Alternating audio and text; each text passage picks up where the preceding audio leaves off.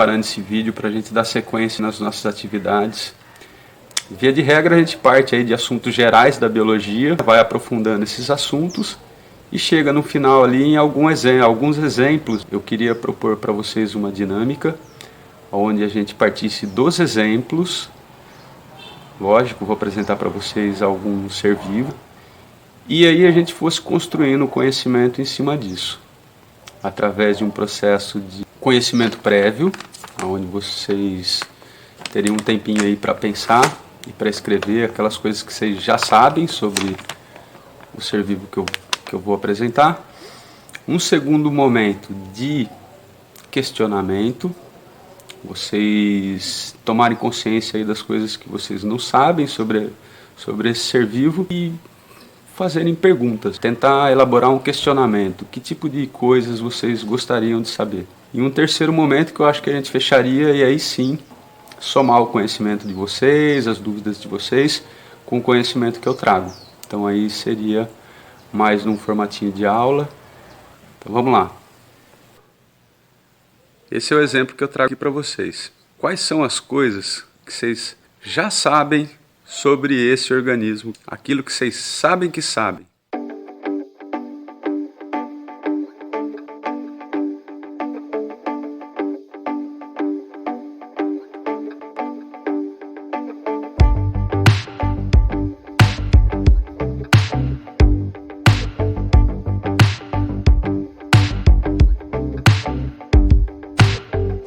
Pensaram, galera? Beleza. Alguns de vocês devem ter chegado à conclusão de que é um ser vivo, que é uma planta, não é um animal. Então vamos para uma segunda parte. Vamos supor que essa orquídea pudesse falar. Que tipo de perguntas vocês fariam para ela? Ou seja, quais são as coisas que vocês sabem que vocês não sabem, mas que gostariam de saber? E perguntariam para esse organismo se ele pudesse falar. Então mais um tempinho aí para vocês pensarem, acordarem o cientista que vive aí dentro de vocês.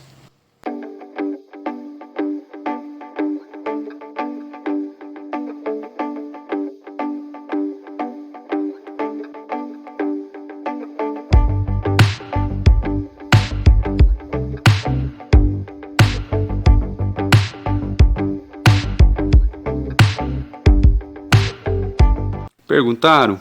Então agora a gente vai lá para o QG e o prof vai apresentar esse organismo e tentar somar o conhecimento que vocês já têm com as dúvidas que vocês possam ter aí a respeito desse bonito organismo que está aqui na nossa frente.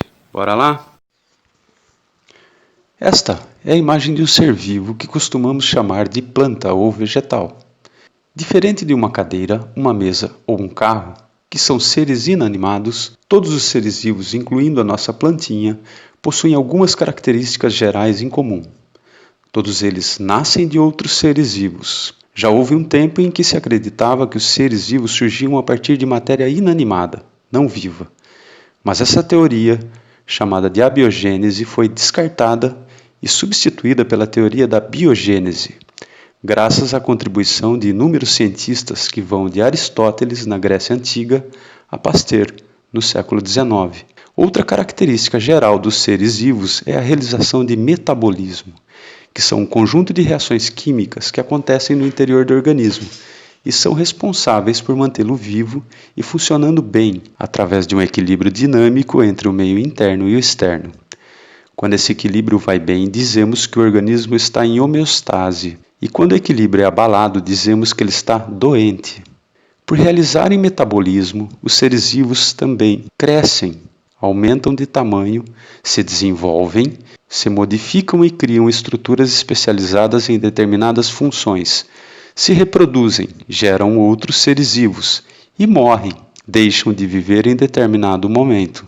Quando o organismo morre, a sua matéria é totalmente reciclada por micro-organismos, que decompõem a matéria morta transformando-a em nutrientes, que são disponibilizados e podem ser reincorporados por outros seres vivos, como por exemplo a nossa plantinha. Ou seja, tudo se transforma. Além disso, os seres vivos respondem a estímulos ambientais. Estes estímulos, que nem sempre são bons, podem ser mecânicos ou luminosos, podem ser presença ou ausência de alimentos, água, sais minerais, entre outros. Você já deve ter reparado que se alguém cutuca o seu braço com uma agulha, uma ação mecânica, você imediatamente retira o braço, reação muscular. Ou que quando sente fome, ação fisiológica, você sai em busca de alimentos. Parabéns, você está vivo. Essa propriedade da vida também é conhecida como irritabilidade. As plantas também podem ser estimuladas de modo a observarmos respostas. O crescimento das folhas ocorre em direção ao céu e não em direção à terra, não é mesmo? Isso acontece porque ela vai em busca de luz. Da mesma maneira, as suas raízes crescem em direção ao solo. Estes movimentos que acontecem nas plantas são chamados de tropismos. Outra característica dos seres vivos é que todos eles são formados pelas unidades básicas da vida, chamadas células. E este é um dos motivos pelos quais normalmente não consideramos os vírus como seres vivos, pois eles não são formados de células. Se o organismo é formado por uma única célula, é chamado de unicelular, como a ameba, um tipo de protozoário.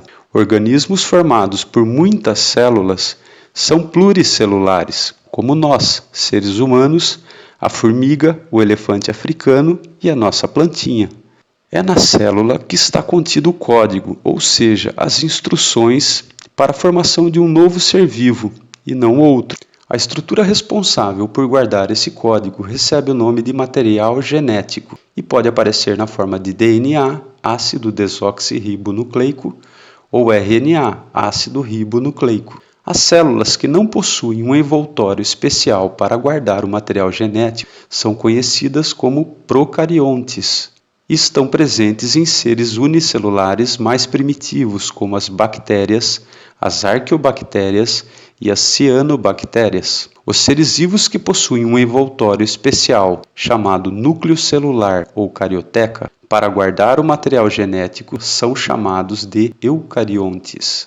Seres vivos capazes de produzir o próprio alimento sem precisar comer ninguém, ou seja, seres que produzem o próprio alimento, são chamados autótrofos, como a nossa plantinha, diferente de seres vivos que precisam obter alimento a partir de outros seres vivos, se alimentando deles e que são chamados de heterótrofos, como nós, seres humanos. Os autótrofos, como as plantas, as algas e as cianobactérias, obtêm a energia para a produção do próprio alimento através da luz e são chamados, portanto, de fotoautotróficos. Mas alguns autótrofos unicelulares, como as arqueobactérias, que vivem em ambientes aquosos e as temperaturas são altíssimas, esse processo ocorre através da quimiossíntese, onde a energia é obtida diretamente de substâncias químicas inorgânicas sem a participação da luz no processo. Esses organismos são chamados de quimioautotróficos.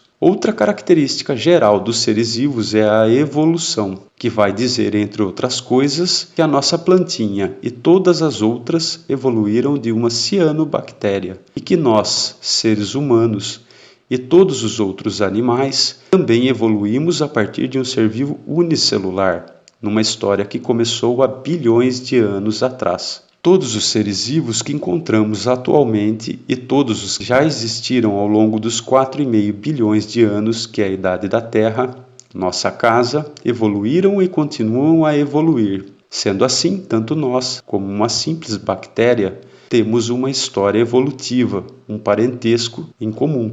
De acordo com o naturalista inglês Charles Darwin, que viveu no século XIX e se dedicou a estudar a história da vida no planeta Terra, os seres vivos, em toda a sua diversidade, interagem com o ambiente em transformação. São transformados por ele ao longo das gerações, pois os indivíduos mais adaptados ao ambiente têm mais chances de sobreviver e de se reproduzir, transmitindo assim as suas características que lhe conferiram essa vantagem aos seus descendentes. A reprodução sexuada é de longe a maior fonte de variabilidade nas populações naturais, mas elas ainda podem ser incrementadas por eventos aleatórios chamados mutações. Em vários períodos da história do planeta, a superfície da Terra mudou, criando barreiras físicas que separaram e isolaram grupos inteiros de seres vivos semelhantes entre si. Estas barreiras físicas podiam acontecer por surgimento de montanhas, formação de mares e até mesmo oceanos inteiros.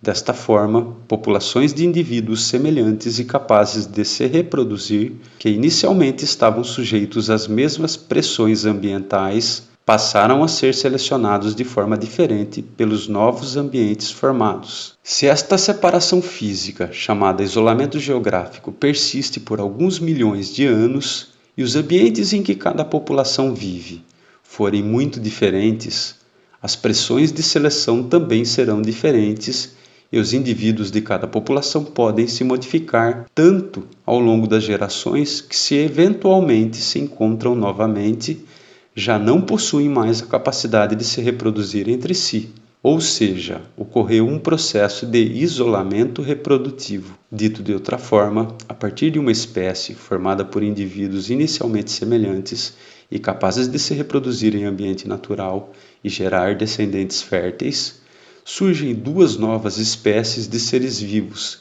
incapazes de se reproduzir em ambiente natural e gerar descendentes férteis. O nome do processo de formação de novas espécies a partir de um ancestral em comum é especiação, e o mecanismo responsável por essa transformação é chamado de seleção natural, a base para compreender a teoria da evolução de Darwin e Wallace.